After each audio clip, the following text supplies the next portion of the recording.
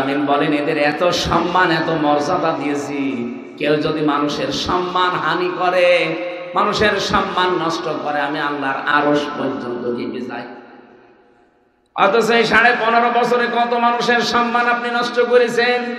আলেমদের মাথায় দড়ি দিয়ে আপনি আদালতে তুলতেন, জালেমরা এগুলো দেখে দেখে টিপ্পনি কাটতো। আমার মাথায় দড়ি বাঁধা ছিল, ছাগলের মতো টেনে নিয়েছিল। কি করেছিলাম এত? আমি কি আপনার মেয়েকে ধর্ষণ করেছি? আমাকে ডাকাতি মামলা, আমাকে মার্ডার মামলা, আমার সন্দেহমূলক ভাবে আপনি ধরেছিলেন। একজন নাকি কাঁচি নিয়ে এই পাশের জেলা সিরাজগঞ্জ থেকে গেছে সংসদের পাশে, ও ঘুরছিল, পুলিশ ধরে বলেছে এখানে কাঁচি নিয়ে কি করো? বলে সংসদ ভেঙে ফেলবো। আরে ভাই, কাঁচি দিয়ে সংসদ ভাঙা যায়? বলেছে আমির হামজার ওয়াজ শুনে আমরা উদ্বুদ্ধ হয়েছি, এই জন্য আমারে ধরে নিয়ে গেছে সন্দেহমূলক। আমি কি এমন ওয়াজ করেছি যে সংসদ ভেঙে দেওয়া লাগবে? আর কাঁচি দিয়ে সংসদ ভাঙে, বোম মারলে ওড়ে না। শয়তান পর্যন্ত এদের এই কাজ কারবার দেখে হাসাহাসি করে যে কি অবস্থা। অথচ এই মামলায় আমার 3টা বছর যোগাযোগ করতে পর্যন্ত দেয়নি। ফাঁসির কন্ডেম ছেলে আমারে রাখবেন আপনি? আমারে তো রাখার দরকার ছিল ওয়ার্ডে, 30-40 জন আছে সেখানে, আপনি সারাদিন থাকেন, সারা জেলখানা ঘুরে বেড়ান। কাশেমপুর কারাগার 4টা মিলে আমার মনে হয় 3-4 গ্রামের চাইতে বড়, এত বড় জায়গা। জেলে থাকলে তো ঝামেলা নেই, বাড়ি থেকে 7 দিন 5 দিন পরে বড় বউ ছেলে মেয়ে মা বাবা যে দেখা করবে, টাকা পয়সা দিয়ে আসবে, মনে হচ্ছে যে আমি একেবারে শ্বশুর বাড়ি আছি। কিন্তু আমারে রেখেছিলেন আপনি ফাঁসির কন্ডেম সেলের ভেতরে, এরপর আবার 24 ঘন্টা তালা লাগানো, সিসি ক্যামেরা দিয়ে রেখেছেন। কেউ যেন আমার সাথে কথা না বলে। কেন এমন করলেন? আবার আদালতে তোলার দিন এমন এমন দৃশ্য করতো, পেছনে হাত বেঁধে দিত হ্যান্ডকাপ দিয়ে, মাথায় ডান্ডা বেড়ি দিয়ে, পায়ের সাথে টাঙিয়ে, আবার দড়ি দিয়ে, মনে হচ্ছে যে গরু টেনে নিয়ে যাচ্ছে। আরে ভাই, আমি যাই হই, আমি একজন আলেম, কথা বলুন না। যে অপমান করেছিলেন মানুষকে, আল্লাহ পাক বলেন আমার আরশ পর্যন্ত কম্পন ধরে যখন আমি দেখি পৃথিবীর মানুষের সম্মান কেউ নষ্ট করে। আল্লাহ মানুষকে ছাড় দেয়, কিন্তু কাউকে তিনি ছেড়ে আজ পর্যন্ত দেননি, ছেড়ে দেবেন না। এই যে নেতানিয়াহু বেনিয়ামিন এই শয়তান হাজার হাজার মানুষকে বম্বিং করে দুনিয়া থেকে বিদায় করে দিয়েছে। সবচাইতে আশ্চর্যের বিষয়, তার হাসপাতালের আইসিইউতে পর্যন্ত বোম দিয়েছে। পৃথিবীর ইতিহাস তারা পাল্টিয়ে দিয়েছে এই মানব জাতির নামে কলঙ্ক ইহুদিরা। আল্লাহ এখন এমন কঠিন রোগ দিয়েছে, রক্তের ভেতরে 5 প্রকার ক্যান্সার হয়, ওই শয়তানের নাকি 5 প্রকারই হয়েছে।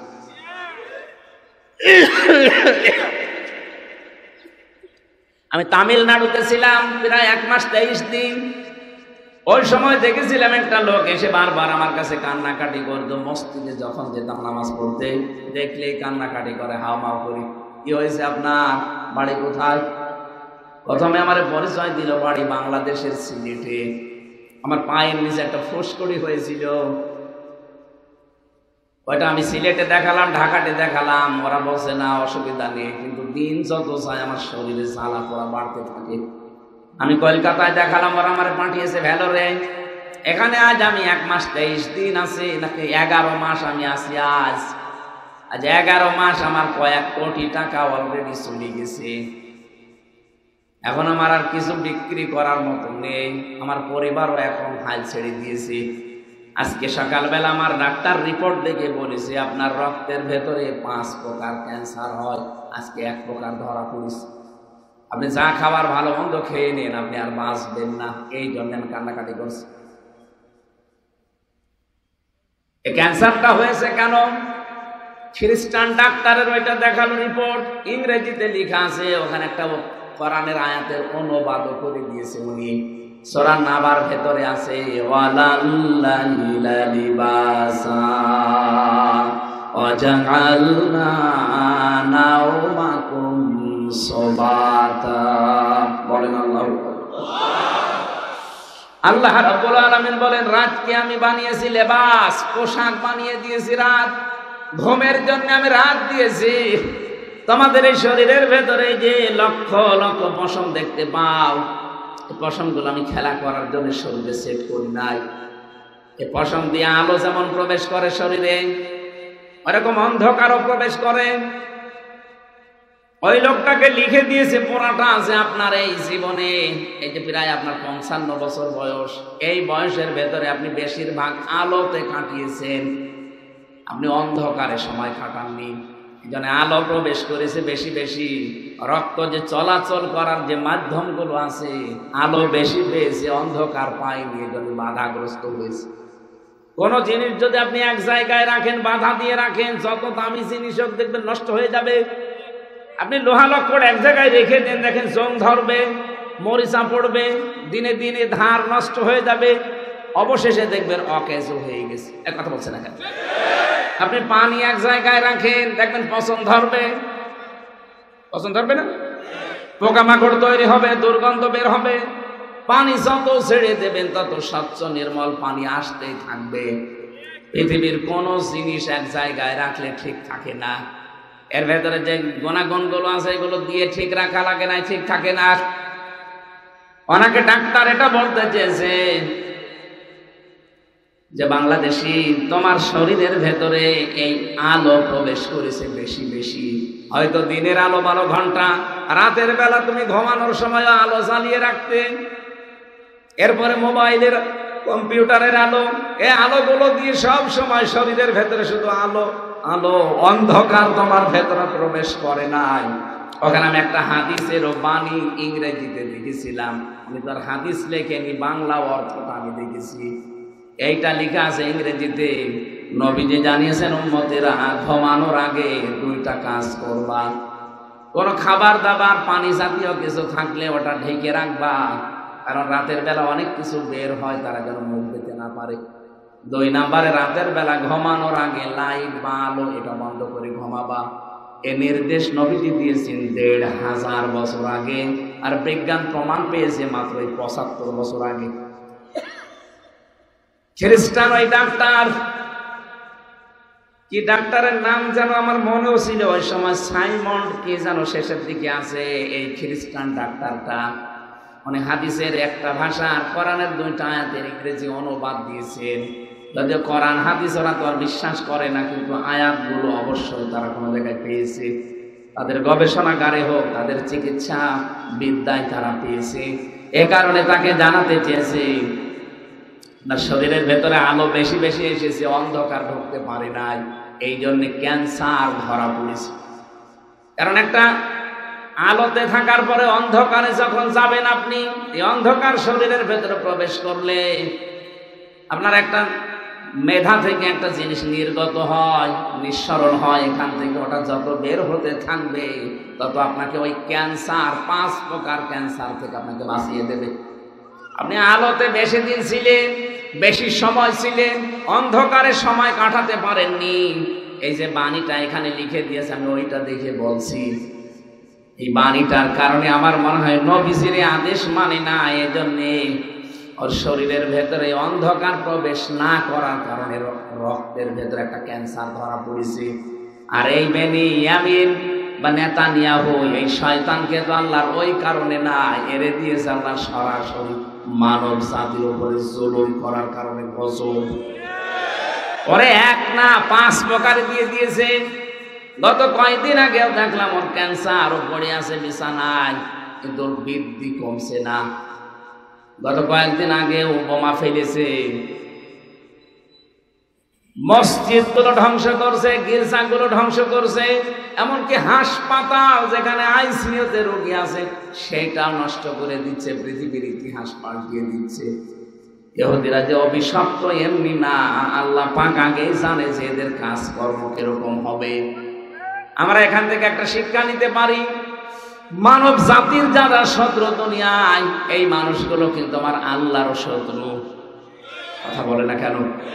মানব জাতির যারা সম্মান দেয় না, মানুষকে যারা তার সম্মান হানি করে, নষ্ট করে সম্মানকে, কত মানুষকে দেখি সামনাসামনি পেছনে মানুষের গেবত করে, মানুষের সম্মান নষ্ট করে, ও কিছু মনেই করে নাই কাজটা যে এত বড় মহা অন্যায়। কিছুই মনে করে না। আর এখন তো রাত দিন নেই, আন্দাজে একজনের উপর একটা দোষ চাপিয়ে তাকে কালার করে দেওয়া, এই মানুষটাকে জনগণের সামনে একটা উল্টাপাল্টা নাম দিয়ে দেওয়া, এটা নেই দেশে? কথা বলে না কেন নেই? কত বড় অপরাধ আপনি জানেন? কোন মানুষের ভেতরে যদি ওই দোষ থাকে, আপনি যদি ওই দোষ বর্ণনা করেন তাহলে এটা হয় গীবত। আর যদি ওই দোষ না থাকে, আপনি বানিয়ে বানিয়ে তার উপরে যদি দোষ চাপিয়ে দেন, ওটা হবে তোহমত। আর আমার মনে হয় বাংলাদেশের সবচেয়ে বেশি এখন চলছে রাজনৈতিক দলের ভেতরে তোহমতটা। আন্দাজে একজনের উপর একটা দোষ আপনি চাপিয়ে দিলেন, অথচ ওই লোকটা ওই সম্পর্কে কিছু জানেই না। আপনি মনে করছেন এ আর কি, এতটুকুই কি হয়, আপনি জানেন এটাই কি হয়। একটা লোকের উপরে নিরপরাধ মানুষকে যদি কোনো দোষ চাপিয়ে দেন, ওই লোকটা যদি ওই অপরাধ দুনিয়ায় না করে থাকে, কোরআনে সূরা নিসা 5 নাম্বার পারা 15 নম্বর পৃষ্ঠা 12 নাম্বার লাইনের 113 নাম্বার আয়াতে আছে, 112 নাম্বার আয়াতে আছে, আল্লাহ পাক বলেন দুনিয়াতে তোকে ওই অপরাধ করাবো, এরপরে মরণ দেব। আমাইয়াকসিবে খাতিয়াতান আও ইসমান সুম্মা ইয়ারমি বিহি বারিয়ান ফাকাদ হিতামালা বুহতানা ওয়া ইসমান মুবিনা। এই আয়াতের কথা আরো ভয়ঙ্কর। আল্লাহ বলেন অনেক মানুষ এমন আছে নিজে অন্যায় করে, নিজে দোষ করে বেড়ায়, আর একটা নিরপরাধ মানুষের উপরে দোষটা চাপিয়ে দিয়ে নিজে সাধু সাজে। বলেন তো একটা বাংলাদেশের সাথে মেলে কিনা? কথা বলা লাগবে, মেলে না। আমাদের সাথেও মিলে যাচ্ছে, নিজে দোষ করে একজনের উপরে চাপিয়ে নিজে বেশ একবার আল্লাহর ওলি মনে আছে, নিজে ধোয়া তুলসী পাতা, নিজে কিচ্ছু জানি না।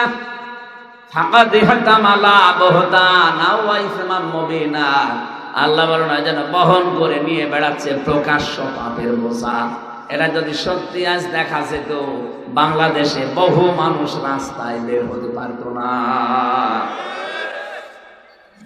যারা আমরা তালাতালি করি, মানুষের কথা লাগিয়ে মানুষের সম্মান নষ্ট করে দেই, এর কথা ওর কাছে লাগিয়ে মানুষের সম্পর্ক নষ্ট করে দেই, আল্লাহর কাছে এটা এত বড় মারাত্মক অপরাধ ঘৃণিত কাজ। যে এলাকায় এই গোনাটা থাকে, ওই এলাকায় মানুষের দোয়া আল্লাহ কবুল করা বন্ধ করে দেয়। মুসা আলাইহিস সালামের জামানায় একবার বৃষ্টি বন্ধ হয়ে গিয়েছিল। তিনি উম্মতদেরকে নিয়ে চাটিয়াল ময়দানে গেলেন, 2 রাকাত নামাজ আদায় করলেন, মোনাজাত করে বলে রব্বুল আলামিন তাড়াতাড়ি বৃষ্টি দাও, আমার উম্মত শেষ হয়ে গেল। তিনবার মোনাজাত করলেন, আল্লাহ 3 বারই জবাব দিয়েছেন না, বৃষ্টি হবে না। হযরত মুসা ওয়ানাসর বান্দা, তিনি খুব রাগী নবী ছিলেন, ডাক দিয়ে বলে রব্বুল আলামিন এগুলো নয় আমার উম্মত, আমার মায়া লাগে, কিন্তু তোমার তো বান্দা, তোমার মায়া লাগে না। আল্লাহ বলেন মায়া লাগে কিন্তু বৃষ্টি দেব না। মায়া লাগে বৃষ্টি দেবে না মানে? বলে হ্যাঁ, তুমি যাদের নিয়ে দোয়া করো তাদের ভেতর একজন নামিমা আছে, তালাতালি করা লোক আছে, এর কথা ওর কাছে, ওর কথা ওর কাছে, এভাবে লাগিয়ে লাগিয়ে মানুষের সম্পর্ক নষ্ট করে দেয়, মানুষের সম্মান হানি করে। এই লোকটা যতক্ষণ পর্যন্ত তোমার সাথে মোনাজাতে হাত তুলবে, তুমি নবী হলেও তোমার দোয়া কবুল হবে না। হযরত মুসা বলে আল্লাহ তুমি শুধু ওর নাম বলো, দেখো কি করি। আল্লাহ বলেন না, আমি নিজেই তো নাম ধরে গীবত করতে নিষেধ করি না, আমি কাজ করতে পারি না। হযরত মুসা বলে আল্লাহ আমি তো আর আলিমুম বিযাতিস সুদূর না, যে মানুষের মনের খবর জানি, তুমি যদি না বলো আমি তারে কিভাবে বের করে দিবা, তো প্রত্যেকবারই হাত তুলবে। আল্লাহ তাআলা বলেন না, আমি নাম ধরতে পারবো না, তবে একটা কায়দা তোমারে শিখিয়ে দেই। তুমি এবার যে ওই ময়দানে সবাইকে নিয়ে তওবা করবা, আর মন থেকে কোনো মানুষ যদি সত্যি তওবা করতে পারে, ওর পেছনের যত অপরাধ ছিল আল্লাহ এটা পুরাটা মাফ করে নেকি দিয়ে পাল্টিয়ে দেয়। সুতরাং আজকের এই ময়দানে আমরা যারা সত্যি বাড়ি থেকে এই নিয়ত করে এসেছি, আল্লাহ আমি ভালো হয়ে যাব, এই নিয়ত নেই? কথা বলেন আছে কিনা? এই নিয়ত যাদের আছে, আল্লাহ আমি যাই করেছি এতদিন সত্যি আজকে কিন্তু আমি ভালো হয়ে যাব, এই নিয়ত করে যদি তাওবার যে 3টা শর্ত আছে মেনে নিতে পারেন, আপনার এই যত অপরাধ জীবনে ছিল সব মাফ করে আল্লাহ ফাঁকা জায়গা নেকি দিয়ে ভরাট করে দেবেন।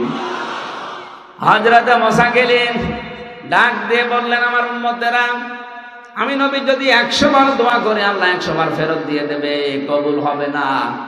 কারণ এখানে একজন নামিমা, তালাতালি করা, মানুষের সম্পর্ক নষ্ট করা, মানুষের সম্মান হানি করা একজন লোক আছে। সে যতক্ষণ বের হয়ে না যাবে ততক্ষণ দোয়া কবুল হবে না। আল্লাহ আমাকে একটা কায়দা দিয়েছেন, আমরা তওবা করব। আমি আশা করব যে আছেন সেও যেন আমাদের সাথে তওবা করেন। উনি তওবা করলেন সবাইকে নিয়ে, ওই লোকটাও তওবা করেছে। তওবা করার পরে তিনি হাত তুললেন, হাত তুলতে দেরি আল্লাহ পাক বৃষ্টি দিতে দেরি করেননি। বাংলার মুসলমান, হাদিস থেকে কি বুঝলেন আপনি? তালাতালি করা, মানুষের সম্মান নষ্ট করা, মানুষের সম্মান নিয়ে সিনেমিনে খেলা, এটা এই 15 বছর আমার মনে হয় একেবারে পান্তাবাদ ছিল। কার সম্মান ছিল আপনি বলেন? এখনো পর্যন্ত অনেকে স্ট্যাটাস দেয় জালেমের পক্ষে, যে আমার বউ কি করেছে যে পালিয়ে যাওয়া লাগলো, কি করেছে, কি করে নাই, কি বলেন? কি করে নাই সেই কাজটা বলেন, যে কি করে নাই। এমন একটা কাজের কথা বলেন যে উনি করে নাই, আমি সেই দিকে যাব। আমার জীবন আমি যা দেখলাম এমন কোন কাজ নেই যাও করে নাই, প্রত্যেক কাজ করেছে, আর সব করতো নিজে নিজে। আমার মতো একটা চুটকে মানুষ, আমার ফাইলটা পর্যন্ত সে লাল দাগ দিয়ে নিচে লিখে দিয়েছিল নিজের নাম। যতদিন উনি ফাইলে সই না করবে আমার এই ঠনকো মামলায় জামিন হবে না। আরে ভাই, আমি কি ওই রকম কিছু? আমার শরীরই চলে না। আর আপনি আমার সাথে যে এই করে থাকেন, অন্যান্য যারা আছে তাদের সাথে আপনি কি করেছেন আমি নিজেই টের পেয়েছি। মাওলানা মামুনুল হক হাঁটতে পারত না, হয়েছে আরে বসে বসে লোকটা ছিল। আমার পাশের ছেলে 3 বছর ছিল এই লোকটা। বাবা তো ভালো মানুষ, এই জন্য সন্তান আল্লাহ ভালো দিয়েছেন। একটা মিথ্যা জিনিস তার উপরে চাপিয়ে কালার করতে চেয়েছিলেন, আল্লাহ আপনাকে পুরো জাতির সামনে ন্যাংটা করে দিয়েছে।